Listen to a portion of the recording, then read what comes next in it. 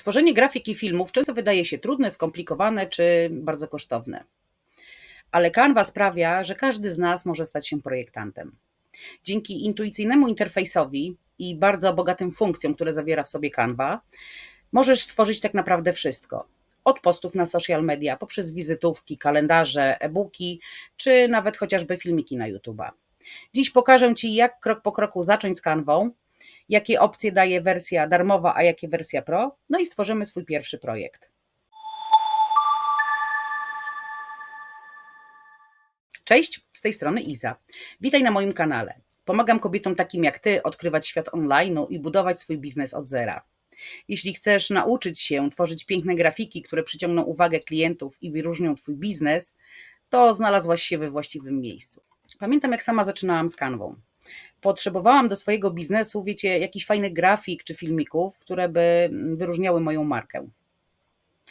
Nie miałam wcześniej żadnej styczności z projektowaniem czy z programami graficznymi i kurczę, byłam trochę zagubiona. Nie stać mnie było na początku na to, żeby zatrudnić jakiegoś grafika. I ktoś mi polecił tą Canwę i wiecie co? Na początku byłam bardzo przerażona, bo kurczę, jak się w tym poruszać, tak?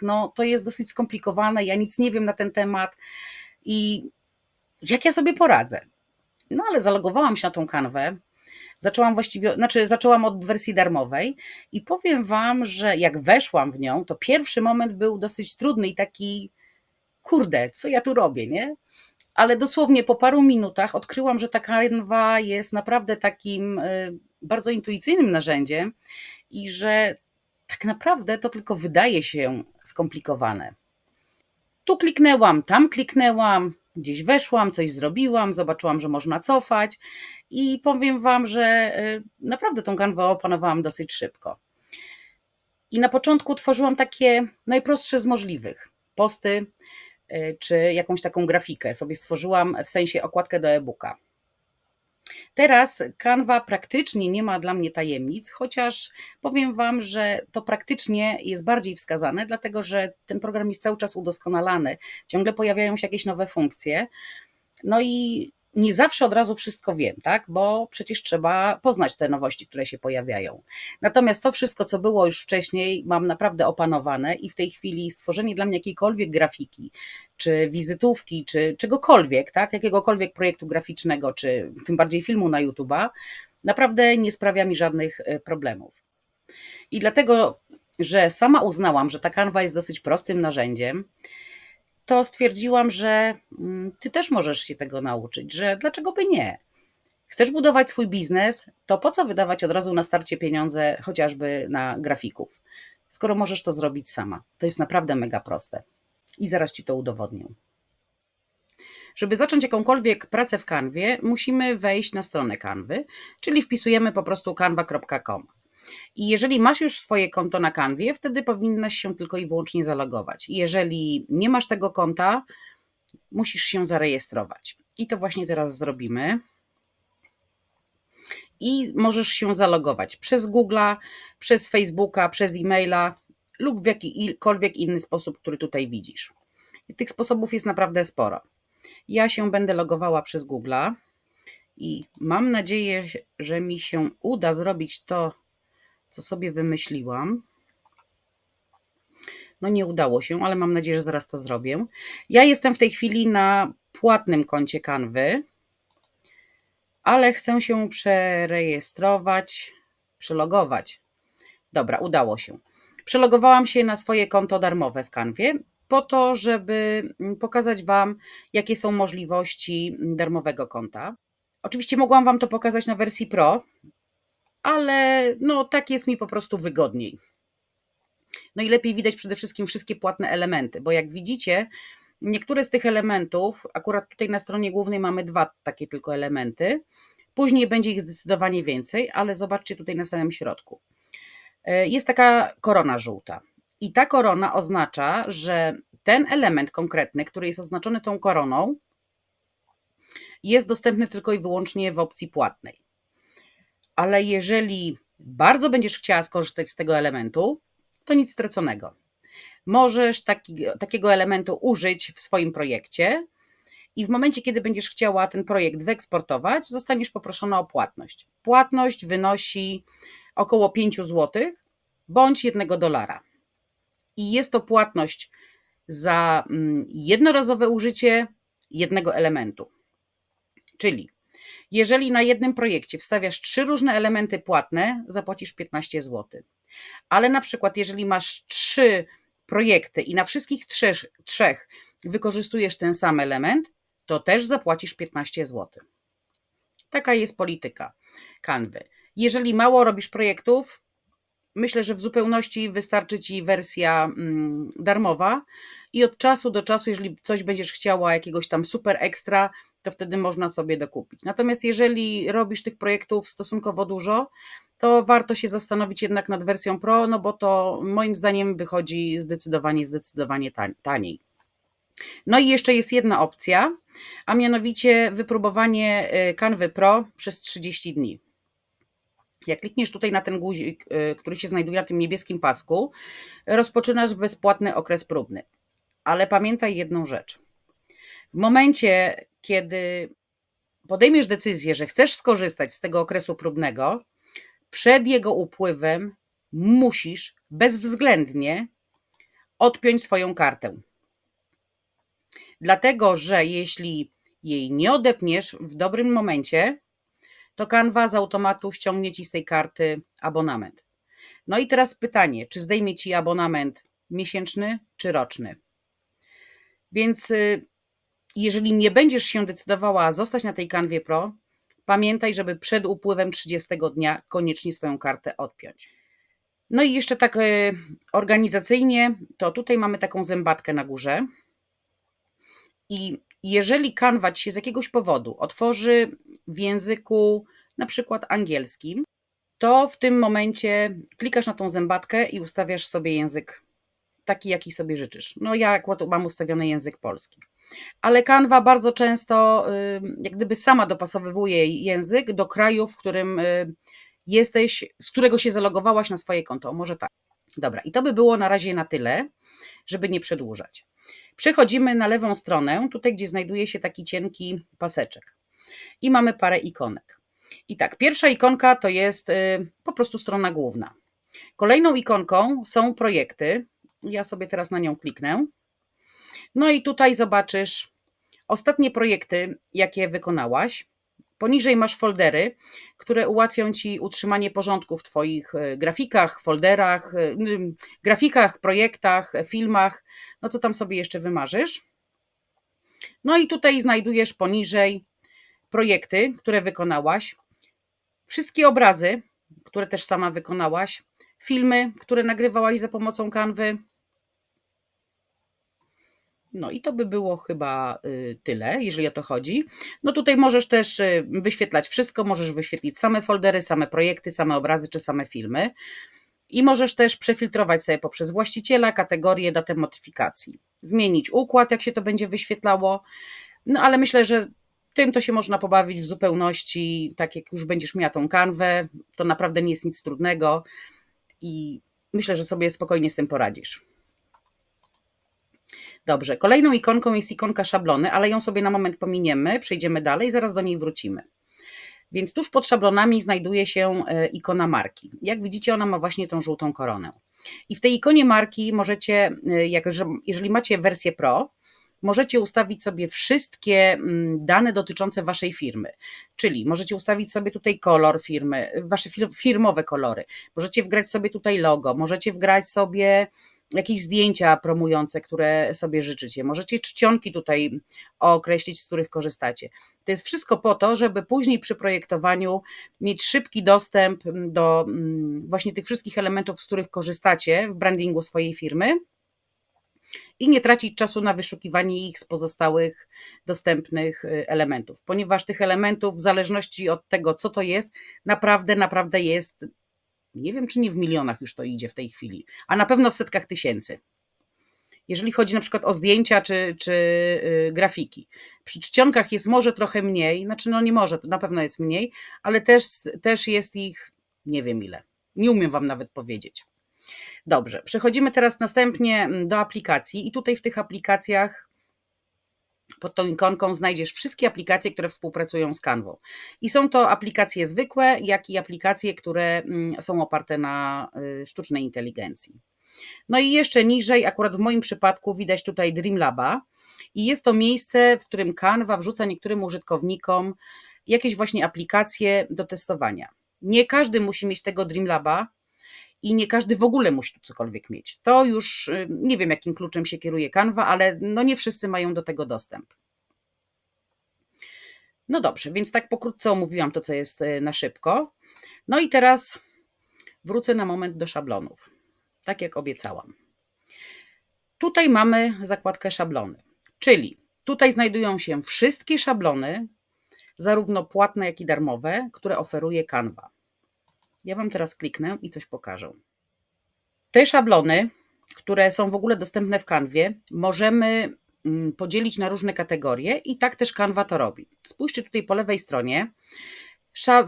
Canva podzieliła nam szablony na biznesowe, media społecznościowe, edukacja, film, marketing, projekty do druku czy kartki i zaproszenia. Następnie możemy też pofiltrować sobie tutaj na środku i mamy najpierw polecane opcje, mamy prezentacje, social media, filmy i do druku. To są kategorie, które tak najczęściej korzystają użytkownicy z nich, żeby był najszybszy dostęp. Następnie oprócz tych napisów mamy też dostęp poprzez ikonki, które tu się znajdują. I tutaj są dokumenty, tablice, filmy, prezentacje, logo. Co tu jeszcze mamy? Posty na Instagram, relacje na Instagram, posty na Instagram kwadratowe, rolki na Instagram. Naprawdę jest tego bardzo, bardzo, bardzo dużo. Cofam się do strony głównej i oprócz tego wyszukiwania szablonów, jak Wam pokazałam przez tą ikonkę, możemy też wyszukać szablony na jeszcze różne sposoby tutaj w Canwie. I tak na przykład tutaj na samej górze strony tej, na środku strony, samej górze, mamy wyszukiwarkę. I tutaj w tą wyszukiwarkę możemy wpisać słowo kluczowe, pojedyncze, jak możemy też wpisać całą frazę. Jak na przykład wpiszemy Facebooka i nie dopiszemy nic więcej, pokażą nam się podpowiedzi z Canvy, które dotyczą Facebooka. Oczywiście nie wszystkie, tylko no tam parę, tyle ile się zmieści na tej liście rozwijanej. No i tak naprawdę może niekoniecznie znajdziemy to, co chcemy. No na przykład ja bym chciała posta na Facebooka, no jak widzicie tutaj w podpowiedziach szybkich tego nie ma. Ale w momencie, kiedy ja wpiszę już post na FB powiedzmy, czyli no na Facebooka, czyli wpisujemy tym razem nie słowo kluczowe, a całą szukaną frazę, zobaczcie, wyświetliły nam się posty. I tak, na początku wyświetliła nam na Instagram, nie wiem dlaczego, pewnie od słowa posty, więc wyświetliła instagramowe, ale później wyświetliła nam już posty na Facebooka. I zobaczcie, mamy dwa rodzaje postów. W poziomie i kwadratowe. No, wybieramy, który chcemy, no i będziemy, że tak powiem, dalej działać. I to jest pierwszy sposób drugi sposób na wyszukiwanie szablonów. Kolejnym sposobem mamy tutaj różne jak gdyby takie kategorie, właściwie też chyba one są najczęściej takie używane, czy nie wiem, w sumie też nie wiem, dlaczego Canva się kierowała akurat takim wyborem, no ale tak jest to dla nas na pewno bardzo, bardzo wygodne. Jak klikniemy tą strzałeczkę tutaj i te 3 kropki, wyświetli nam się tego zdecydowanie więcej. Zobaczcie, popularne, najczęstsze układy i rozmiary, biuro, firma, marketing, promocja, użytek osobisty, planowanie wydarzeń, zdjęcia wideo i to jest wszystko. I tutaj też mamy pasek wyszukiwania, więc możemy już bardziej dokładnie wyszukać to, czego chcemy. Natomiast tutaj wyszukujemy też to, co nas interesuje. Na przykład wejdziemy sobie w media społecznościowe. No i weszliśmy, no i zobaczcie. Tutaj mamy wszystko, co jest dostępne na mediach społecznościowych. Ops, przepraszam. Źle weszłam. Jeszcze raz wchodzę na media społecznościowe. W każdym razie, tutaj jak przesuniemy, mamy wszystko, co jest dostępne na mediach społecznościowych. No ale żeby tego nie przewijać nie wiadomo jak długo, tutaj na górze mamy właśnie te popularne, czyli to, co jest najpopularniejsze na mediach. I następnie mamy Instagram, Facebook i LinkedIn. I możemy sobie przefiltrować te szablony właśnie poprzez konkretne medium społecznościowe. No i ja wchodzę sobie na Instagrama i zobaczcie, mamy wszystko to, co dotyczy Instagrama. I mamy tutaj na przykład post na Instagram kwadratowy, post na Instagram prostokątny, relacje, reklamę, rolkę, post na Instagram drugi raz kwadratowy, nie wiem po co, reklama do aktualności i znowu relacje.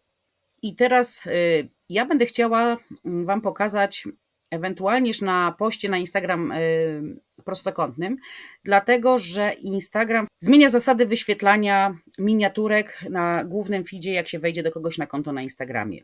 I tak jak do tej pory mieliście te miniaturki kwadratowe, tak w tej chwili mają być wyświetlane w formie prostokątów. Przejdźmy sobie teraz do wyszukania szablonu. I tak, ja wykorzystam najczęściej albo z tych podpowiedzi, które są tutaj, albo po prostu klikam tu z boku, tak jak Wam pokazywałam, i tędy wchodzę. I ja sobie wejdę teraz na media społecznościowe. Wejdę sobie w posty na Instagram. No i zaraz przefiltruję i pokażę Wam, jak ja to korzystam, tak? Tu jeszcze zapomniałam Wam powiedzieć na początku, że mamy też posegregowane posty według, że tak powiem, słów kluczowych. Czyli na przykład jeżeli poszukujesz wszystkiego, co jest związane z biznesem, klikasz na biznes. Mamy tutaj wszystko, co poszukujemy związanego z modą, z urodą, eleganckie, z kolarzami, z wyprzedażą, jedzeniem. Jak widać, tego jest bardzo, bardzo dużo. Jest na przykład z ułatwieniem dostępu, Dzień Królowej Wiktorii. Tu jeszcze powinny być, zobaczcie, jest Boże Narodzenie, koronawirus jeszcze jest, aktualności, jesień, zima, podróże, reklama, chiński Nowy Rok, urodziny. Także naprawdę tych podpowiedzi, takich słów kluczowych i kategorii jest mnóstwo. No ale dobrze, teraz przejdźmy do tego, co my mieliśmy zrobić. Więc jestem sobie tutaj w szablonach, no i chciałabym konkretnie znaleźć ten szablon, który mnie interesuje. I przefiltrujemy sobie teraz to, co byśmy chcieli. Więc ja wybieram sobie format 4:5, bo taki mnie interesuje. A i zobaczcie, jeszcze widzicie, tutaj w nawiasach są cyfry albo liczby. I to oznacza tylko tyle, że postów na Instagram w rozmiarze 4:5 jest 21 tysięcy. Natomiast postów kwadratowych jest 570 tysięcy. I w tych postach są zarówno posty płatne, jak i darmowe. No ale dobrze. Wybieram sobie te 4:5, bo taki chciałam. Stylu może nie wybierzemy. Teraz weźmiemy może tylko w moim języku, czyli po polsku, żeby było. I w tym momencie wyświetliły mi się wszystkie posty, i płatne, i bezpłatne, które mają napisy wyłącznie w języku polskim. No i możemy tutaj jeszcze przefiltrować sobie, zobaczcie, przez cytaty różnego rodzaju, możemy poprzez funkcje, czyli czy to jest animacja, film, audio, i możemy też przefiltrować przez kolory. I na przykład ja sobie wybiorę, że chcę post na Instagram w rozmiarze 4:5, tylko w języku polskim i tylko, powiedzmy, zielone. No i akurat takiego nie ma szablonu. Jestem w sumie zdziwiona. Zobaczmy, czy są czerwone. No i czerwone, już czerwonawe, z czerwonym jak gdyby kolorem przodującym są. Myślę, że jak zdejmiemy język, to będzie ich zdecydowanie więcej. No właśnie. No i teraz, żeby zdjąć te filtry, możemy kliknąć albo tutaj wyczyść wszystkie, albo wchodzimy tutaj po prawej stronie, gdzie są wszystkie filtry i tutaj możemy po kolei odhaczać to, czego nie chcemy. Dobrze, ja sobie zdejmę wszystkie. Jeszcze zapomniałam Wam powiedzieć, że tutaj jest pusty projekt, jak widzicie. I to oznacza tylko tyle, że Ty w Canwie możesz zacząć albo od przerobienia udostępnionego szablonu, albo jeżeli chcesz, czujesz się na siłach, możesz zacząć od tak zwanej pustej kartki, czyli od projektu, który stworzysz sama od początku do końca. No dobrze, ale to tylko tak gwoli ciekawości, natomiast ja przechodzę do szablonu, którego szukam, bo będę chciała go przerobić. Więc jeszcze raz, wybieram format 4:5, tylko w języku polskim. Kolorów sobie nie wybieram i teraz szukam jakiegoś postu, żeby był w wersji darmowej. Tych postów zobaczcie, ile jest. Po prostu naprawdę całe multum. Ja może sobie wezmę ten, co to jest? Dla kochanej babci Jadzi. Wybieram sobie ten post. No i teraz zobaczcie, co się dzieje. Tutaj mamy, jak ten szablon się nazywa, przepraszam, zapomniałam, jakich jest rozmiarów, kto jest jego autorem i żeby z niego skorzystać, wystarczy, że klikniemy dostosuj szablon i otworzy nam się szablon w nowym okienku. Ja tego tak nie zrobię, bo bym musiała przełączać w tym momencie kamerę i będzie troszkę zamieszania z tym, więc wejdę w jeszcze inny sposób. Ale co Wam jeszcze chciałam pokazać? Zobaczcie, wybraliśmy sobie ten szablon i tutaj na dole Canva nam podpowiada inne szablony powiązane z tym, który sobie wybraliśmy, bo może nam się spodoba jednak coś innego i tutaj łatwiej nam jest to znaleźć. I oprócz tego, że pokazuje nam gotowe szablony, tutaj na dole znowu możemy sobie przefiltrować przez słowa kluczowe szablony, które są powiązane z tym, który wybraliśmy. Dobrze, ja teraz z tego wychodzę, bo chciałabym wejść tak, żeby mi się nie otworzyła kolejna strona. Więc wchodzę tutaj poprzez media społecznościowe, biorę post na Instagram, ten 1080 na 1350 i wchodząc w ten sposób otworzyła mi się właśnie ta pusta kartka. Tutaj już jest napisane, że to są te szablony, które byśmy chcieli. I może tą babcię zrobimy, co tam widzieliśmy, bo szukamy darmowego jakiegoś szablonu. Zaraz zobaczymy. Aha, tutaj możesz też przefiltrować wszystkie szablony poprzez kolory i poprzez język. Tej filtracji, możliwości wyszukiwania w Canwie jest też ogrom i powiem Wam, że niektórych to nawet ja sama nie wiem, bo ja z nich po prostu nie korzystam, tak? Mamy tutaj jeszcze, widzę, style, które również możemy przefiltrować przez wyrazisty, żywy, pełny życia i tak dalej. Tutaj mamy identyfikację marki, czyli te wszystkie dane zgromadzono na naszej marce, czyli czcionki, kolory, loga i tak dalej, i tak dalej. Następnie tutaj też jest podział na kolory, które dominowały w naszych ostatnich projektach. Tutaj mamy kombinację, Canva nam podpowiada, jakie użyć ze sobą kolory i do tego, jakie na przykład będą pasowały czcionki. Tutaj mamy w ogóle same palety kolorów, same rodzaje czcionek, ponieważ powinno się używać jedną do dwóch czcionek, żeby to wyglądało w miarę estetycznie. I też nie wszystkie czcionki pasują do siebie nawzajem i tutaj Canva nam właśnie podpowiada, jak możemy to wybierać. Dobrze, i my sobie może, ponieważ chcemy tą babcię, wyszukamy przez Dzień Babci. I to jest babcia Jadzia. No i my chcemy sobie skorzystać z tego postu babci Jadzi. I to jest post, widzicie, tutaj znowu jest napisany tytuł, rozmiar jaki chcemy, kto stworzył. Jest podany styl szablonu, czyli jakie czcionki zostały użyte i jakie kolory zostały użyte.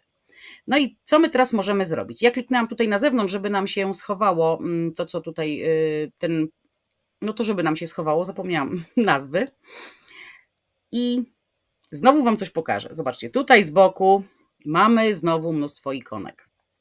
I tutaj pod tym pierwszą ikonką znajdują się wszystkie projekty, które chcemy sobie przerobić, znaleźć, czyli te dostępne w Canwie. Następnie mamy elementy i w tych elementach znajdują się zdjęcia, znajdują się grafiki, znajdują się filmy, znajduje się różne rzeczy, które byśmy chcieli po prostu wstawić na swój projekt, wymienić czy cokolwiek innego. Pod literką T, czyli pod tekstem, mamy różne rodzaje nagłówków, znaczy może nie tyle, że nagłówków, co napisów. Możemy damy od razu nagłówek, będzie duży napis, potem mamy podnagłówek, treść. Od jakiegoś czasu Canva wprowadziła możliwość numeracji stron, więc to też jest bardzo fajne, szczególnie jeżeli tworzysz e-booki. Tutaj mamy ostatnio używane czcionki.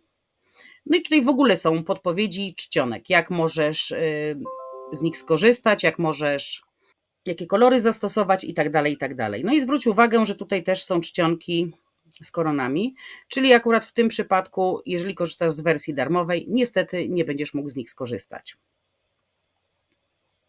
Możesz też dodać pole tekstowe. Widzisz tutaj? Może słabo jest widoczne. No i tutaj wpisujesz sobie swój tekst. No ale my tego na razie nie będziemy robić. Potem mamy znowu branding marki. W przesyłaniu znajdują się wszystkie obrazy, wszystkie wideo i wszystkie nagrania dźwiękowe, które możesz przesłać ze swojego komputera, czy z jakiegoś dysku zewnętrznego, czy z telefonu właśnie do Canvy, żeby z nich korzystać w jakikolwiek sposób. Następnie mamy rysunek, no i tutaj możemy sobie porysować dowolnymi mazakami, możemy coś wytrzeć, możemy zmienić kolor, grubość linii i tak dalej. No i tutaj mamy wszystkie nasze projekty, które robiliśmy, mamy też tutaj widoczne foldery, obrazy, filmy i tak dalej. Znowu powtórzę się, tego jest naprawdę bardzo, bardzo dużo. Żeby to zamknąć, klikamy albo tu na tą strzałkę, albo po prostu gdzieś w dowolnym miejscu. No i dobrze, no i teraz zacznijmy od tego, że ja chciałabym ten projekt przerobić i nie chcę, żeby to było dla kochanej babci Jadzi, tylko na przykład zrobimy może jakąś promocję? Tak, zrobimy promocję. No więc przede wszystkim chciałabym zmienić napisy. Tutaj jak widzicie mamy napis dla kochanej. No i to byśmy chcieli zmienić na uwaga. Powiedzmy, niech będzie słowo uwaga. Dobrze, mamy to. Żeby zejść z danej rzeczy, którą właśnie edytujesz, należy kliknąć tutaj z boku. No i co my możemy teraz zrobić z tym? Mamy wyraz uwaga, no ale on jest za mały i prawdę powiedziawszy trochę słabo widoczny. Możemy w nim na pewno zmienić czcionkę, klikając tutaj właśnie na to okienko z czcionkami i z boczku nam się wyświetlają różne dostępne czcionki, które są.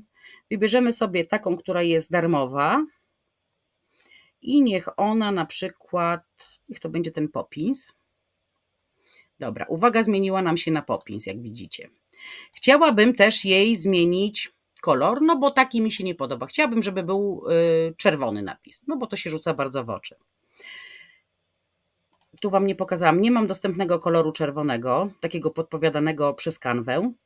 Mam kolor podpowiadany, mam tutaj paletę kolorów podpowiadaną przez Canwę, która znajduje się na tym projekcie.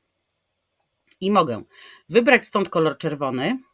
To jest jasno-czerwony kolor. Ja bym chciała jeszcze mocniejszy, więc tego akurat nie wybiorę, ale jeżeli ktoś chce, to może stąd wybrać. Natomiast ja osobiście najczęściej korzystam właśnie z tego plusika tutaj i wybieram sobie takie kolory, jakie chcę. Wybieram sobie kolor czerwony, najmocniejszy jaki znajdę. To chyba też jest taki jasno-czerwony. No i jest. Ale jak widzicie, on znowu jest dalej taki słabo czerwony i słabo widoczny. Więc chciałabym tą czcionkę powiększyć. I tutaj mam dwie możliwości. Albo powiększam ją poprzez rozciągnięcie w dowolną stronę tego elementu. Tak? Mogę ją zmniejszyć, mogę ją powiększyć do dowolnych rozmiarów.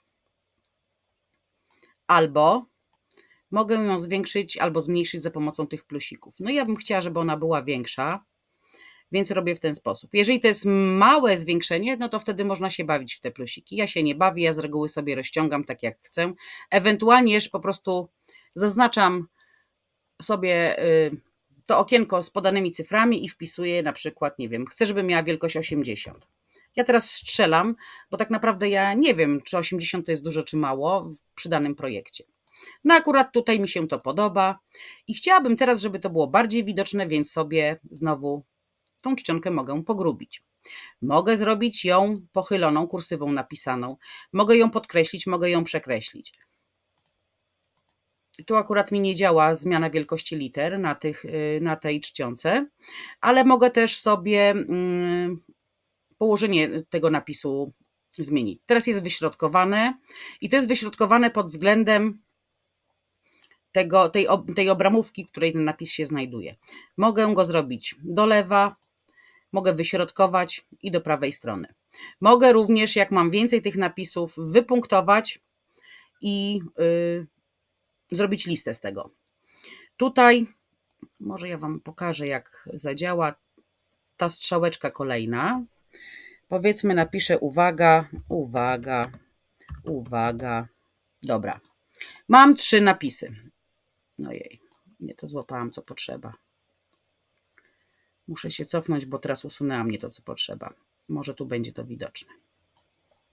Mam uwaga, uwaga, uwaga. I teraz wchodzę sobie tutaj na odstępy I mam odstępy między znakami i jeżeli przesunę to w dół, w lewą stronę, zobaczcie, litery mi się ściągnęły tak bardzo blisko siebie. Jeżeli przesunę to w drugą stronę, litery są rozstrzelone. To też możecie zmieniać tak, jak Wam się to żywnie podoba. Jeżeli chcecie wrócić do punktu zerowego, to tutaj musi być po prostu 0. No i mamy coś takiego jak interlinia.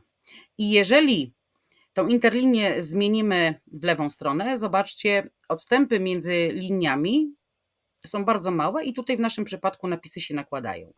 Możemy też je powiększyć na, powiedzmy, no na tyle, niekoniecznie na maksa. I w tym momencie odstępy między liniami się zwiększyły. No i tutaj znowu wracam do punktu 1,4, bo akurat tutaj jest taki standardowy, jak gdyby narzucony. Dobrze, teraz pousuwam sobie te pozostałe uwagi, żeby nam to już nie przeszkadzało. Uwaga, dobrze jest napisane bez błędu. Kolejną rzeczą, którą możemy zrobić z tą uwagą, możemy zmienić jej przeźroczystość. Wystarczy tutaj kliknąć na tej ikonie jak gdyby szachownicy i możemy, zobaczcie, widzicie? Ten napis się zrobił taki jak gdyby przydymiony, no powiedziałabym mało wyrazisty. Mogę go ustawić naprawdę w dowolnym miejscu, jak mi się podoba. Jak zjadę do samego końca, to ten napis przestaje być widoczny. W tej chwili mamy 100% widoczność, bo tak ustawiłam. Do napisów możemy również zastosować różnego rodzaju efekty. Ja najczęściej akurat osobiście korzystam z efektu z obramowaniem, bo mi się to po prostu najbardziej podoba. Przy obramowaniu możemy też wybrać grubość obramowania, jak widać. Możemy wybrać też kolor obramowania. Ja najczęściej używam kolorów takich kontrastowych. Oj. Są bardzo różne możliwości nakładania tych efektów. Możemy zrobić wydrążenie i wtedy pojawi nam się sam kontur. Możemy zrobić splot i wtedy kontur jest wyraźny czerwony, natomiast wypełnienie literek jest w kolorze jaśniejszym od tych kolorów, które tworzą krawędzie. Możemy zrobić neon, też jest bardzo fajne, ale to jest fajniejsze znowu do takich większych napisów moim zdaniem. Jest echo, co my tutaj mamy, glitcha, czyli to są też dwa kolory takie lekko przesunięte. I możemy zrobić też tło. Czyli w momencie, kiedy klikamy na to tło, Canva jak gdyby nam od razu pod literkami tworzy tło. Tu Wam wejdę. Jeszcze chciałam pokazać, że możemy te zaokrąglenia zmieniać w tym tle. Możemy rozciągać to tło, czyli żeby było większe niż sam napis. I możemy też zmieniać przeźroczystość. Możemy też zmienić kolor tego tła na dowolny. Na przykład na taki. A kto nam zabroni? No i możemy też jeszcze napis mieć w formie zakrzywienia. Jak tutaj widać na przykładzie. I to zakrzywienie też możemy rozciągać, możemy zmniejszać, pełna dowolność. Dobrze, ale ja nie chcę mieć tego zakrzywienia, bo mi się to nie podoba. Nie chcę mieć też tła, więc po prostu albo klikam na tym samym jeszcze raz, albo klikam tutaj po prostu na brak i wtedy zdejmują mi się wszystkie efekty, które miałam nałożone na to. Następnie mamy animację, czyli tutaj możemy albo animować sam tekst, czyli na przykład ten napis uwaga i może być tak, że ten napis pokazuje nam się tak jak widzieliście jako maszyna do pisania, czy może się podnosić, czy może być w formie takiego bloku, czy powiększania. Naprawdę tutaj też jest mnóstwo kombinacji. Dodatkowo do tej animacji możemy mieć te efekty naraz nałożone, czyli ona wchodzi i jak gdyby schodzi w ten sam sposób. Może być tylko przy wejściu, może być tylko przy wyjściu. Jest też opcja ustawienia intensywności, czyli szybkości tej animacji, ale niestety ta intensywność jest dostępna tylko i wyłącznie w wersji płatnej. I możemy też zanimować całą stronę, tak jak właśnie widzieliście. Że wszystkie elementy na tej stronie pojawiają się tak jak no sobie wymyślimy. Na przykład tutaj zrobię imprezową. Widzicie? Czy biznesową. Czy tutaj mamy spokojną. No, powiem Wam, że naprawdę Canva oferuje tyle różnych możliwości, że to się w głowie nie mieści. No i ostatnia zakładka to jest położenie, ale nie wiem, czy jest, znaczy powiem Wam tak pokrótce. Generalnie zmienia się tutaj położenie danego elementu I na przykład jak ja teraz ten napis, uwaga, dam do tyłu, no to akurat tu się nic nie stało, bo on jest jako pierwszy. Dobra, to tutaj, nie, to tutaj Wam nie zademonstruję na tym. Ale generalnie tutaj są po prostu tak zwane warstwy. Czyli na przykład gdyby, no nie wiem jak tu Wam pokazać, zastanawiam się. O, na przykład jest tak. Nałożyłam ten napis, uwaga, na zdjęcie, prawda? Babci. Klikam na niego, klikam na położenie i chcę, żeby zdjęcie było pierwsze niż napis. W tym momencie napis muszę przenieść do tyłu. Klikam do tyłu, klikam jeszcze raz i zobaczcie, co się wydarzyło. Początek słowa uwaga schował się za zdjęciem, tak? Reszta jest widoczna. I tutaj można naprawdę kombinować na różne sposoby, układać tak, jak Ci się podoba. Jeżeli się pomylisz, to nie stresuj się, bo mamy tutaj coś takiego jak cofnij. Cofam do momentu, kiedy jest ten moment, w którym mi się to wszystko podoba. No i tyle. Dobrze, mieliśmy robić, uwaga, promocja, więc tutaj zamiast babci Jadzi wpiszemy sobie promocja. Żeby podświetlić napis, tak jak widzieliście, należy kliknąć 2 razy lewym przyciskiem myszy. No i dobra, mamy promocję. No ale ta promocja jest bardzo słabo widoczna, bardzo cienka i te literki moim zdaniem takie pokręcone trochę są mało czytelne. Więc też sobie zmienię tutaj promocję, ten napis promocja i tutaj sobie weźmiemy na przykład zwykłego sans serifa. Czyli wpisuję sobie nazwę czcionki. On mi tutaj już podpowiada różne. I ja sobie wezmę sans, bo to są takie najbardziej popularne. I ja chcę tą pierwszą. I jak widzicie, napis mi się już zmienił. Promocję też bym chciała pogrubić, no i kolor zmienić, no bo tutaj warto by było, żeby był jakiś inny kolor. I może tutaj byśmy dali kolor, nie wiem, dajmy ten niebieski. Albo dobrze, nie pokażę Wam niebieski, bo to jest kolor mojej marki, więc niech nie będzie. Wybieram sobie z tego plusika kolor właśnie tak, żeby było jak należy. No i teraz jeszcze chciałam Wam pokazać jedną rzecz. Pojawiło nam się tutaj na dole zmień wszystko. Oznacza to tylko tyle, że jeżeli bym kliknęła zmień wszystko, to wszystkie elementy w tym takim zielonkawo-szarym kolorze zmieniłyby się na ten kolor przeze mnie wybrany, czyli w tym przypadku niebieski. No ale ja tego nie chcę, więc tak nie robię. Klikam z boczku i jak widzicie mam, uwaga, promocja. Dobrze. Teraz chcę się pozbyć może tych obramówki dookoła zdjęć. Mogę ją całkowicie skasować za pomocą klawisza Delete, albo mogę ją całkowicie skasować za pomocą tego kosza. Też jest pełna dowolność, każdy robi jak uważa. Czy Ci jest wygodniej na klawiaturze, czy za pomocą myszki, Twoja indywidualna sprawa. No ale dobrze, usuwamy te kwiatki, no bo one tam nam się niekoniecznie podobają. No i tutaj mamy jeszcze wszystkiego najlepszego. I ja bym to chciała zmienić na powiedzmy minus 25%. Wpisuję sobie te minus 25%. No i zobaczcie, jakie to jest maleńkie. Tego w ogóle praktycznie nie widać. Więc ja to sobie spróbuję rozciągnąć, ale nie bardzo tutaj da się tak mocno rozciągnąć, jak ja bym chciała. Bo jak nawet rozciągnę do takiego, no to mogę tak zrobić, powiedzmy. Dobra, niech będzie. Ale to bym chciała zrobić w jakimś żółtym kolorze, żeby też bardzo się nam rzucało w oczy. Aha, i tu by się przydało to zmienić, chociaż nie, 25% jest widoczne przy tej czcionce. I ja to chcę zmienić na żółty kolor, taki bardzo żółty, jak najbardziej żółty, jaki tylko jest. Ale to chyba już bardziej żółtego się nie da. Załóżmy ten, to jest chyba najbardziej żółty, jaki jest możliwy. No i mamy to. No i dobrze, mamy to. Akurat tej czcionki nie mogę pogrubić. Mogę zrobić podkreślenie i przekreślenie. No ale to jest chyba takie trochę mało widoczne. Więc ja sobie proponuję zrobić tak. Czcionkę dać w kolorze jednak białym. Ona teraz na moment nam znikła, ale to nic się nie denerwujcie. Wciskam efekty i daję jej tło. I właśnie tło jej zamierzam dać żółte. O. Może to będzie lepszy pomysł. Może będzie bardziej widoczne. No, jest lepiej. No ale to tło jest takie trochę za duże, więc będę je zmniejszała. Dobrze. No i zostawmy to tak. Ja sobie to jeszcze chcę przesunąć troszkę w dół.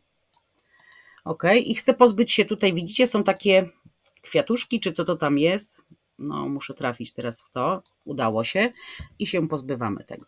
No i teraz chcę zmienić zdjęcie, więc po prostu to zdjęcie kasuję. Zaznaczam, klikam dokładnie rzecz biorąc lewym przyciskiem myszy. Generalnie operujemy tu, jeżeli operujemy myszą, to operujemy myszą i jak gdyby lewym przyciskiem myszy. No i usuwam to zdjęcie. Usuń obraz. No i zobaczcie, pod spodem mamy ramkę. Takie ramki znajdziemy w elementach i są to ramki, które mają już nadany jakiś tam kształt i możemy do nich wstawić zdjęcie. I ja sobie na przykład będę chciała wstawić zdjęcie. Za co robimy promocję? Może zróbmy na garnki. Dobra, wpisałam garnki. I wyświetliło mi się teraz wszystko, co jest dostępne pod hasłem garnki. I mamy tutaj na pewno grafikę. Jak widać, różne są grafiki. I tu też, jak widzicie, są pooznaczane ikonkami płatnymi. Możemy wstawić sobie zdjęcie. I też tutaj mamy mnóstwo do wyboru zdjęć. Też mamy podział na płatne i darmowe. Możemy wstawić sobie filmik dowolny. Z audio pewnie nic nie będzie, no, a nawet coś się znalazło. Proszę, proszę. Bo tutaj też możecie podstawiać od razu muzykę pod, załóżmy, post jakiś, czy pod karuzelę, czy pod rolkę. Pod wszystko, co sobie życzycie. Czy jakieś kształty nie udało się? Ramek na pewno nie ma, makiety jakieś są, nie ma i wykresów na pewno też nie będzie. Dobra. I tutaj możemy wstawić albo grafikę dowolną, jakąś z garnkami. Chcemy jakąś darmową. Nie chcę grafiki tu wstawiać. Tu chcę wstawić zdjęcie albo film. Powiedzmy, my sobie weźmiemy, no niekoniecznie tutaj są garnki same. Czyżby nie było żadnych garnków darmowych? Tutaj akurat są płatne, więc tutaj nie będziemy wchodzili. No kurczę, no jak to? O, tutaj mamy jakiś darmowy garnek. O, albo ten mi się podoba. Ten tutaj z tą parą. Najeżdżam na to zdjęcie, klikam lewy przycisk myszy i przeciągam. Przeciągam do momentu, kiedy ten garnek nie znajdzie mi się w tym kółeczku. Bo jeżeli puszczę za wcześnie, to zobaczcie, on mi może wskoczyć jako tło. A ja tego nie chcę, prawda? Ja chcę mieć to zdjęcie w kółeczku. Więc klikam, przeciągam i w momencie, kiedy kursor myszki jest na tej ramce, puszczam. I wtedy mamy garnek w ramce. No ale ten garnek nie jest na środku, niekoniecznie nam to się podoba. Więc trzeba to zedytować. Klikamy 2 razy lewym przyciskiem myszy na tym na tym zdjęciu i możemy go dowolnie przesunąć tak, jak nam się podoba. No i dobra, powiedzmy, że ja chcę tak. No i zobaczcie, mam garnek wyśrodkowany. W tą ramkę mogę też wstawić dowolny film. I my sobie wstawimy jakiś film. Powiedzmy, tutaj coś się gotuje, tak? Znowu łapię, trzymam wciśnięty lewy przycisk myszy, przeciągam i film sobie leci w tej ramce. Jak widzicie, mogę też tą ramkę powiększyć, pomniejszyć, pełna dowolność. Mogę ją przenieść w dowolne miejsce i nieważne, czy w niej jest zdjęcie, czy film. Załóżmy, zostawimy sobie tutaj film i chciałabym jeszcze dołożyć jakąś grafikę. No, żeby to jakoś tak trochę lepiej wyglądało. Może ja sobie tutaj dla ozdoby tym razem dodam, a to też jest, nie mogę tego dodać, bo to też jest płatna wersja. Może dodamy, o, takiego kwiatuszka, żeby było troszkę ładniej. I znowu, albo mogę nacisnąć i przeciągnąć, albo klikam raz i pojawia mi się ta grafika tutaj. No ale ona jest za duża, więc znowu ją mogę zmniejszyć, mogę ją powiększyć na maksa, co chcemy. Ja chcę akurat na przykład, żeby były tylko te listki widoczne i kawalątek doniczki. I okej, tak może być. I chciałabym, żeby tło, akurat w tym, no, dlaczego ja nie mogę tła zaznaczyć? O, teraz zaznaczyłam tło. Nie wiem, jak ten projekt jest zrobiony, chyba z takich małych kwadracików, dlatego to się tak no, podświetla oddzielnie. I ja sobie tutaj na przykład chcę wstawić błękit. Nie, bo nie, a zobaczymy, błękit. Zobaczymy, czy coś się znajdzie. Znalazło się coś w kolorze błękitnym, zobaczcie. Nawet całkiem fajne. No i dobrze, i ja chcę... Aha, mamy darmowe wybrać. Kurczę, ciągle zapominam. No to weźmy sobie... O, na przykład takie serducho. I znowu. Mogę je powiększyć, mogę je pomniejszyć. Ja je zrobię troszkę większe i chcę, żeby było sobie nie całkowicie jako tło, tylko pod zdjęciem. Więc sobie ustawiam tak, jak ja bym chciała. No ale zobaczcie, to serduszko mi teraz zasłoniło całkiem zdjęcie. Więc wchodzę w położenie i albo się bawię tutaj do przodu, do tyłu i tak dalej, albo wchodzę w warstwy i mogę tutaj sobie przesuwać. I to jest chyba najłatwiejszy sposób z możliwych. Element, który chcę przenieść, czyli w tym przypadku serduszko, klikam i ja chcę, żeby to serduszko niebieskie było pod liśćmi i pod naszym filmikiem z tym gotującym się garnkiem. Więc trzymam ten element, wciskam lewy przycisk myszy i przeciągam w dół. Tak? I puszczam. Puściłam je zaraz za garnkiem, bo tak chciałam, żeby było. I zobaczcie, co z tego wyszło. Nasze serduszko przeniosło się i za garnek, i za liście, no i za te wszystkie napisy. Ale za napisy my nie musieliśmy przynosić, ponieważ napisy i tak były już na wierzchu. Więc tutaj nic się nie działo. Zobaczcie. Jak się cofnę, oj, za daleko. Jak się cofnęłam, napisy są tak czy tak na wierzchu, tak? A teraz zrobiliśmy i za pomocą warstwy przenieśliśmy to niebieskie tło na tył.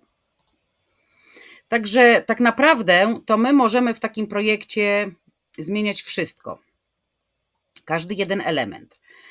Możemy też zrobić na przykład taką sytuację, że chcemy sobie, uwaga, promocja, żeby się nie bawić pojedyncze zwiększanie, zmniejszanie, przesuwanie tych napisów, możemy je zgrupować. Klikam na zewnątrz i przeciągam, ach, ale tutaj mi się złapie coś jeszcze, to serduszko nieszczęsne, co jest pod spodem. To będę musiała je chyba przesunąć, bo inaczej Wam tego nie pokażę.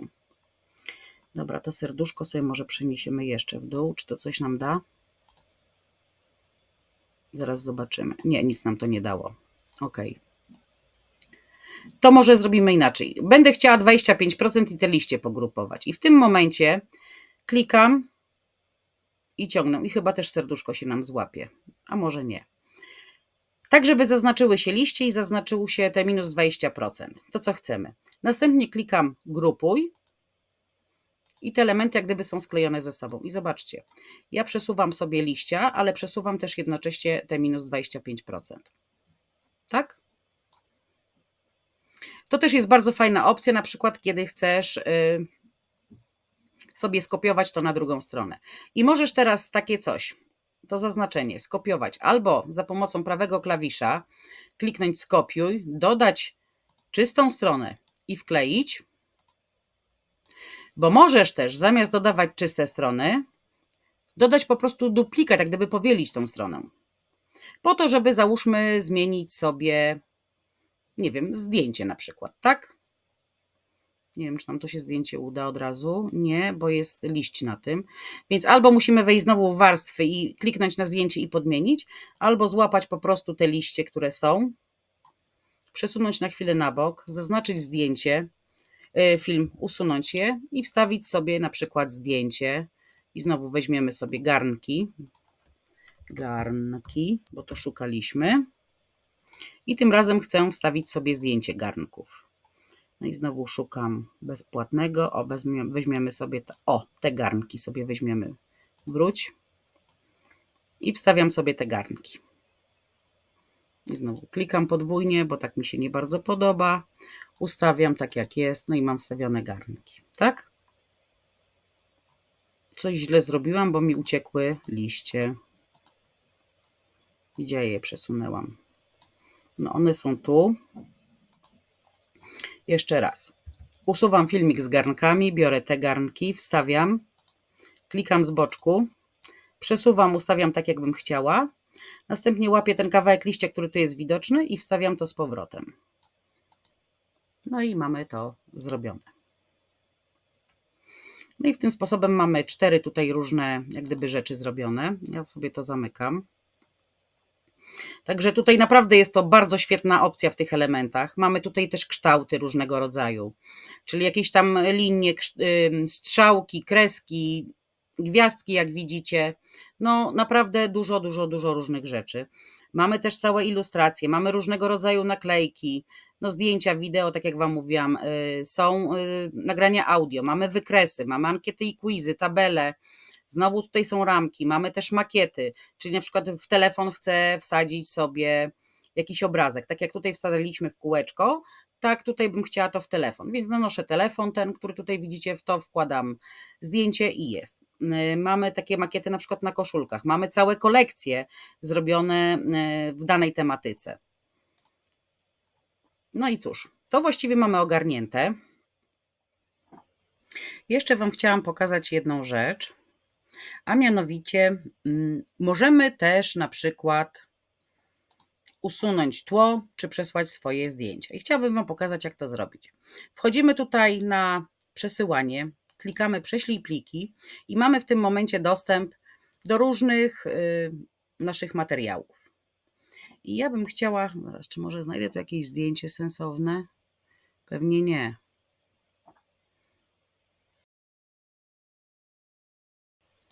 Chciałabym na przykład to zdjęcie sobie przesłać.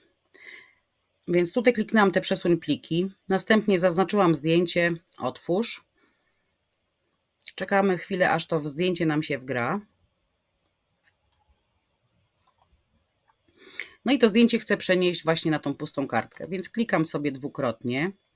No i chciałabym teraz, żeby to zdjęcie wypełniło mi całą kartkę. Prawy przycisk myszy, zjeżdżam tutaj do napisu zastąp tło, lewy przycisk myszy, o, 2 razy kliknęłam za dużo, ale w sumie też zobaczcie, jaki fajny efekt wyszedł dzięki temu, nie?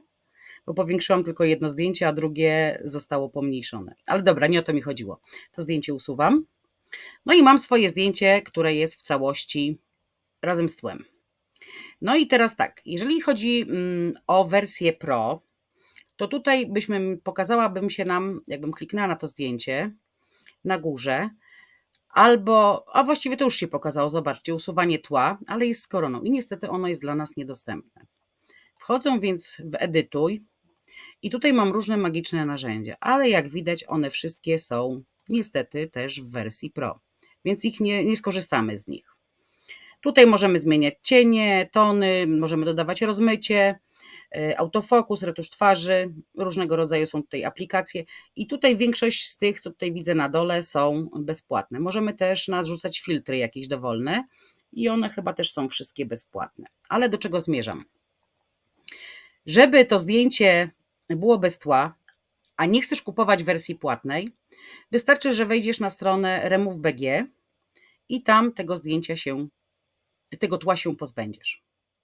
Bezpłatnie na tej stronie jesteś w stanie to zrobić. Klikamy tutaj na prześlij obraz, wybieramy zdjęcie, które chcemy, że tak powiem, w którym chcemy pozbyć się zdjęcia. Jakiego zdjęcia? Tła. I proszę, tylko je wgrałam i już zostało tło usunięte. Teraz pobieram i mogę już przechodzić do kanwy z powrotem. Tło usunęliśmy, więc wchodzę teraz w prześlij pliki i tutaj mamy zdjęcie. Ono się teraz tutaj wgrywa i jak się wgra, to po prostu je przeciągam i wstawiam. Powiększam do takiego rozmiaru, jaki bym chciała. Mogę je też zmniejszyć. Mogę je przyciąć w ten sposób, że tylko kawałek mnie będzie widać z dowolnej strony. Naprawdę można tu zrobić wiele, wiele różnych rzeczy. Ja je wstawiłam tutaj, ale na przykład mogę sobie zrobić teraz tło, nie wiem, zielone albo pomarańczowe.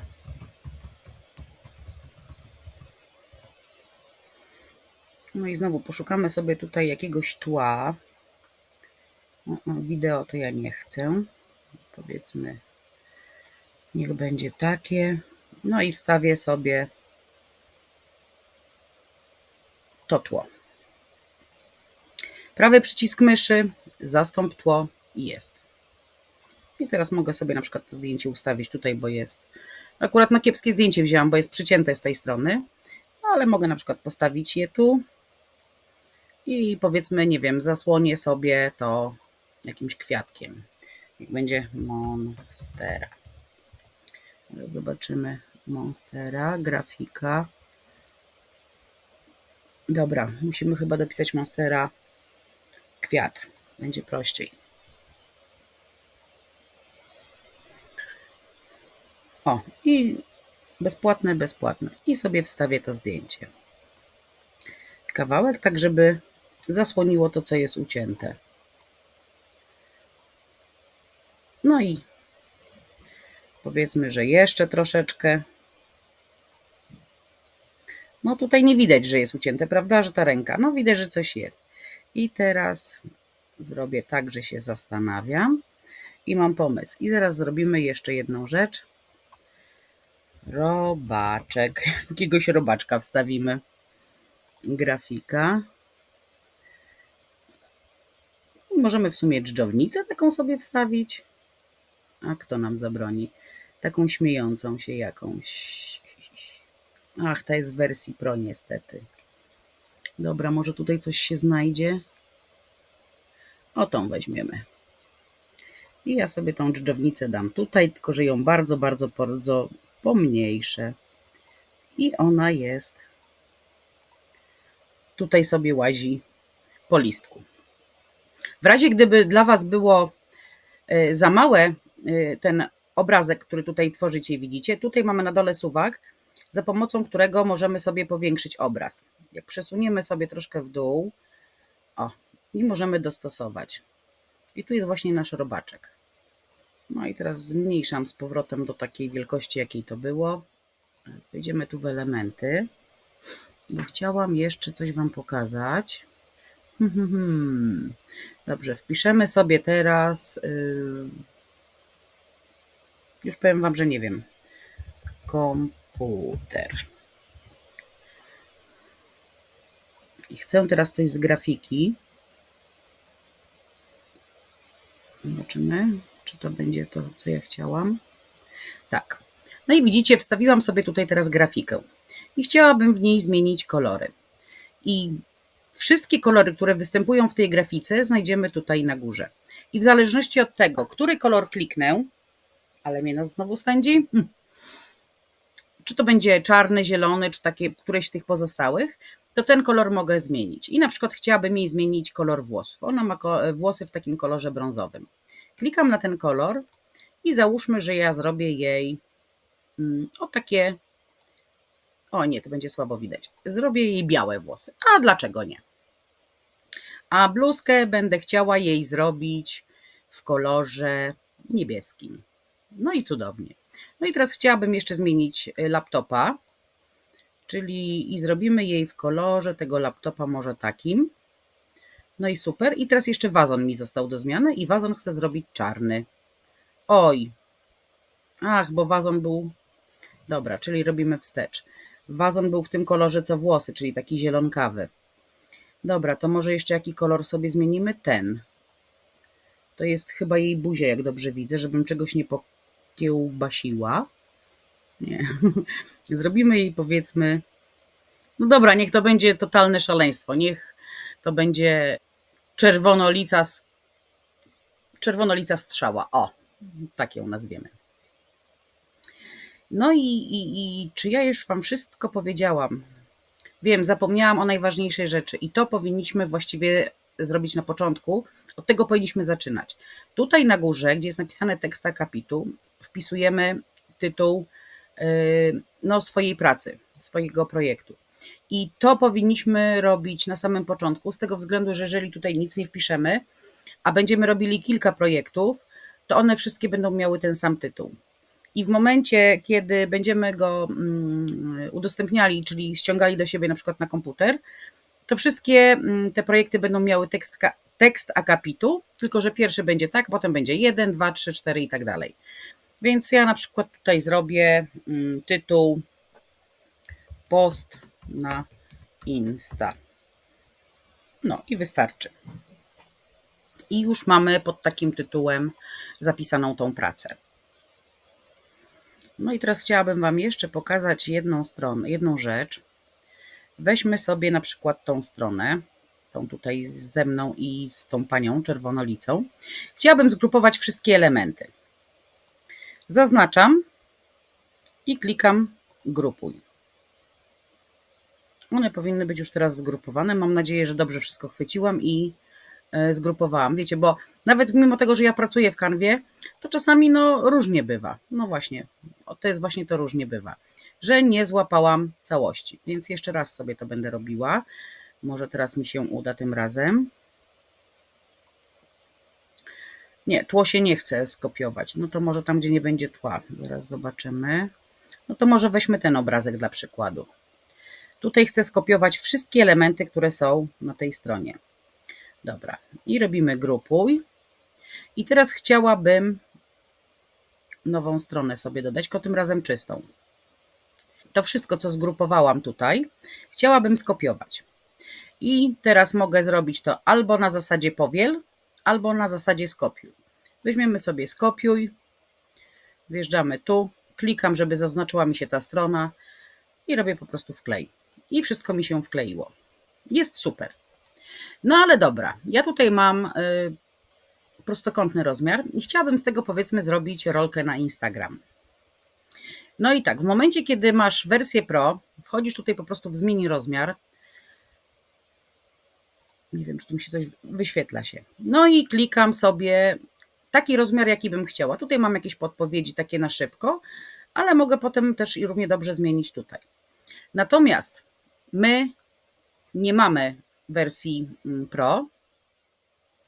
Wracam się z powrotem do strony głównej. Klikam na domek. Tutaj wybieram to, co bym chciała, czyli w moim przypadku jest to rolka na Instagram. No i wklejam to, co skopiowałam. No jest, ale jak widzicie, to jest takie jakieś trochę liche, tak? No bo tutaj tak naprawdę niewiele widać. No i teraz co zrobić? Należy to rozgrupować. Jejka, mam nadzieję, że mi się to nagrywa. Tak, żebyśmy mogli każdy element pojedynczo przenieść. No i ja sobie przenoszę, bo to tak mniej więcej jakoś było. To 25 jest tutaj. Następnie przenosimy ten nasz filmik i ja go powiększam, bo ja chcę, żeby to było większe i bardziej widoczne. To 25 w sumie też powinnam powiększyć. Tu sobie zmniejszymy i tu sobie powiększymy, żeby to było dużo większe. Dobra. Tego kwiatka też chcę powiększyć, ale jednocześnie chcę, żeby on się tutaj bardziej schował z tą doniczką. No i mam tutaj napisy. I żeby teraz nie robić każdego napisu oddzielnie, ja sobie je znowu zgrupuję, tak żeby były. I tak, albo klikam guzik, znaczy przycisk grupuj, albo nie klikam nic, tylko po prostu łapię i je przesuwam do tego miejsca, które bym chciała i bez grupowania sobie je po prostu powiększam. Tak długo, jak one są zaznaczone razem, tak długo nic nie będzie. To zdjęcie musimy trochę przenieść, bo jednak nie bardzo mi pasuje. O, teraz już właśnie rozgrupowałam. Znaczy odznaczyłam je i teraz przesuwam pojedynczo. No ale dobra. No i teraz jest opcja taka. Chcielibyśmy, żeby na przykład wszystkie te elementy były idealnie wyśrodkowane pomiędzy lewą a prawą stroną. No więc możemy to zrobić pojedynczo, ale możemy też zaznaczyć, oj, gdzie ja kliknęłam. I w tym momencie wchodzimy na wyrównaj elementy i możemy wyrównać je do lewej. Wtedy one się nam schowają, ponieważ tutaj zmienialiśmy troszkę i są te obrazki trochę większe. Do prawej chowają nam się z tej strony, no ale my chcemy je wyśrodkować. W związku z tym wyrównaj elementy i wyśrodkuj. No, tutaj akurat mi nie wyszło, bo tutaj była zmiana tego rozmiaru, ale generalnie i te obrazki są dużo, dużo większe. I tym oto sposobem mamy zmienioną wielkość naszego szablonu. Oczywiście w wersji Pro no to jest dużo, dużo łatwiej, bo po prostu wchodzę na zmień rozmiar, klikam to, co mnie interesuje i Canva sama mi ten obraz przerabia na ten format, którego sobie życzę. No dobrze, ale teraz musimy się wrócić do tej naszej najwcześniejszej pracy. I tutaj, jak widzicie, jest nasz ostatni projekt, tak? Wszystkie są strony, 4, które zrobiliśmy. No i dobra, i mamy To Wam pokazałam. Mam nadzieję, że dużo Wam rzeczy pokazałam, że o niczym nie zapomniałam. I teraz chcemy te nasze projekty wyeksportować, czyli ściągnąć sobie na nasz komputer. I tutaj możemy zrobić to w dwóch formach. Najpierw klikamy tutaj na udostępnij, następnie zjeżdżamy tutaj na strzałkę w dół, pobierz, klikamy ją i Canva nam podpowiada, żebyśmy tutaj to akurat ściągnęli w formacie MP4, dlatego że mamy animacje dodane na niektórych z tych plansz. I możemy teraz to wszystko ściągnąć. Albo wszystkie strony naraz i wtedy nam to pobierze w pliku zip, albo też możemy wybrać poszczególne strony. I powiedzmy, że ja chcę sobie wybrać poszczególne strony. Klikam na stronę pierwszą, klikam gotowe i na stronie pierwszej mamy obrazek z garnkiem, jak dobrze pamiętam. Aż muszę sprawdzić. Nie, tak, film jest. Tu nie ma, dobrze. Musiałam zobaczyć, jak to jest, bo po prostu zapomniałam. Więc tak, chcemy stronę pierwszą pobrać i tutaj mamy animację, bo mamy film, tak? Więc klikam gotowe i zostawiamy MP4 tak jak jest. I klikam pobierz. Czyli jednak coś wzięłam premium, widzicie? I to jest właśnie to, że się pojawia. Projekt zawiera treści premium. Odblokuj całą naszą bibliotekę, ponad 100 milionów elementów. Wypróbuj bezpłatnie przez 30 dni. No i tutaj mogę wypróbować bezpłatnie tą wersję Pro. Dobrze, to sobie na razie odpuścimy. Przejdziemy w takim razie do strony drugiej, gdzie nie ma żadnych elementów ruchomych. Chciałam tak bardzo Wam pokazać, ale teraz nie wiem, który element jest Pro, a który nie. No. Teraz zobaczymy z tych ostatnio używanych. Aha. To co my mamy tutaj Pro? To nie jest Pro. To nie jest Pro, to też. Ach, ten garnek z gotującym się jest Pro. Widzicie? No tak myślałam. Dobra. To szybko podmienimy to, żebym mogła Wam pokazać. Więc wchodzę na ten projekt, wchodzę na położenie, warstwy, zaznaczam sobie garnek, bo jego chcę wymienić i go po prostu usuwam. I w to miejsce wstawię coś innego. Czyli wchodzę w elementy, wpisuję garnek, nie, garnki tam chyba były. Dobra, garnek wpisałam. Biorę film, tutaj miał być, tak? No to szukamy jakiegoś filmu bezpłatnego z garnkiem. Widzicie coś, bo ja nic nie widzę.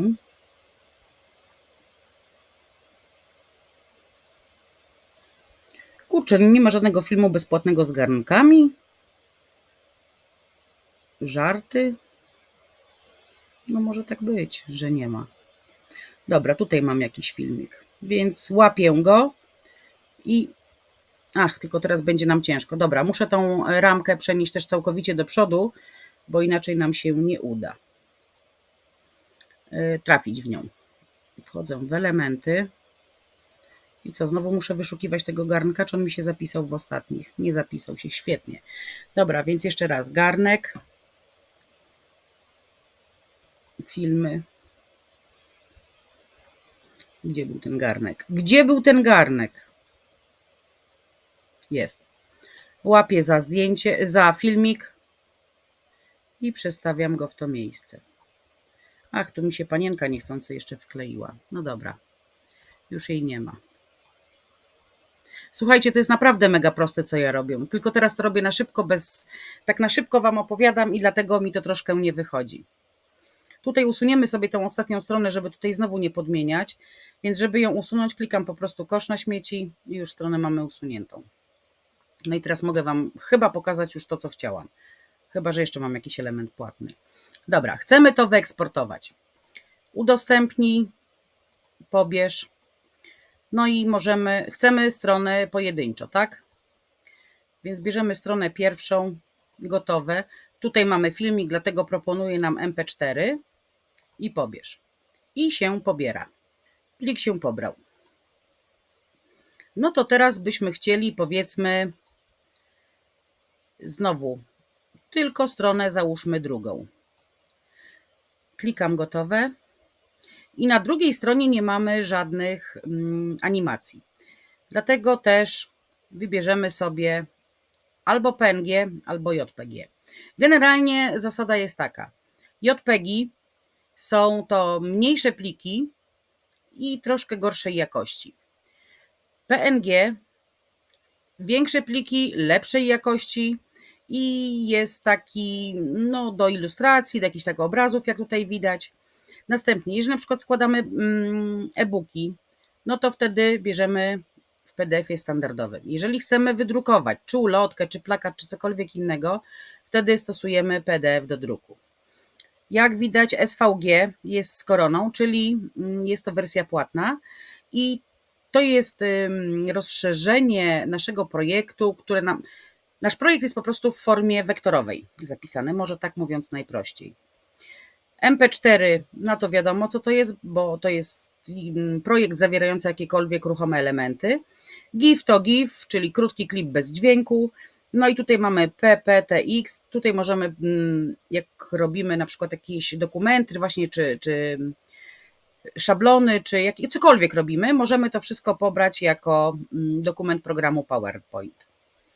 No dobrze, ale my teraz pobieramy stronę drugą, gdzie nie ma żadnych grafik, czyli pobieramy PNG. Ja zawsze, ale to po prostu zawsze robię ten większy plik. I teraz gdybyśmy wcześniej na przykład czegoś nie zrobili, czy byśmy chcieli coś dodatkowo zrobić, tutaj to jest oczywiście wersja płatna, jak widzicie. Możemy ustawić limit wielkości pliku na ileś tam kilobajtów, możemy plik skompresować do pliku o niższej jakości i możemy też zrobić tak, że to tło, co jest białe w tej chwili, ono będzie przeźroczyste. No ale to tylko, tak jak mówię, w wersji Pro, my takiej nie posiadamy, więc my robimy tak jak jest. Mam PNG zaznaczone, stronę drugą i pobieramy. I ten powinien się dużo szybciej pobrać. Proszę, pobrane. No i teraz trzecia rzecz, to chciałabym pobrać wszystkie te szablony naraz. Więc znowu klikam udostępnij, pobierz. I tutaj nam Canva od razu proponuje MP4 i nie będziemy tego zmieniać, dlatego że jeden z tych projektów właśnie zawiera filmik. Mamy tutaj zaznaczone strony 1, 3, klikamy pobierz. Tu chwilkę potrwa, dlatego że tutaj jest właśnie ten filmik. I jest pobrane i to jest pobrane, zobaczcie. Oj, nie mogę Wam teraz pokazać, bo mi to zniknie, kurczę, bo ja mam tylko nagrywanie na tą jedną stronę ustawione. No ale dobra. Tak jeszcze szybko tylko Wam chciałam pokazać jeszcze jedną rzecz, bo już to i tak ten film bardzo długo trwa. Załóżmy, zrobię to już na dowolnym filmiku, nie będziemy się zastanawiać, co on przedstawia, czy on jest pro, czy nie jest pro, bo generalnie możemy to zrobić, tak jak mówię, na każdym jednym filmie. Tyle tylko, że to jest tylko po to, żeby Wam pokazać, co jeszcze Canva może. Tak na szybciko. Nie będę też tutaj tego projektu powiększała jakoś specjalnie, no bo tu nie o to chodzi, żebyśmy my go dopasowali jakoś bardzo, ale powiedzmy zrobiłam sobie coś takiego, no trochę ten obraz tu ucięłam, tam ucięłam, o zobaczcie, na darmowej kanwie wzięłam sobie wersję Pro i pokazał się znak wolny. Ale do czego zmierzam? Mamy film? Mamy film. Mogę teraz ten film edytować. I tutaj też mamy usuń tło, jakieś najciekawsze momenty mogę wybrać, są filtry, z których nie będziemy korzystać, ale Wam pokażę. Mogę tutaj sobie zmieniać kolory, całe ustawienie. Jak to się nazywa? Zapomniałam.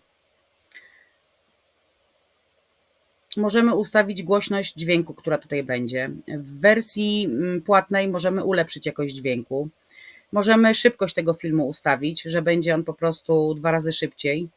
Akurat na tym kiepsko widać, no ale zobaczcie, tu idzie pomalutku, widzicie? Tu idzie normalnie, a tu idzie bardzo szybko. Mogę odtwarzać w pętli, czyli jak się zakończy film, to automatycznie, zobaczcie, automatycznie powinien od początku wystartować. Widzicie? No i tutaj jest też odtwarzaj automatycznie, to znaczy, że w momencie, kiedy ja ten filmik wrzucę tylko tutaj do projektu, to on automatycznie wystartuje. Co mogę jeszcze z tym filmem? Film trwa 11 sekund. Mogę go dowolnie przyciąć i wybrać sobie tylko dowolny fragment. Czy z przodu, czy z tyłu, czy ze środka. Jak sobie wybiorę to, co chcę, klikam gotowe i film jest przycięty. I w tym momencie film trwa tylko 4 sekundy. No tutaj Wam pokazywałam, że przytnij automatycznie się nie da, bo to nie jest wersja Pro. Usuń tło też nie mogę. Tutaj mogę dodać dowolne audio do tego.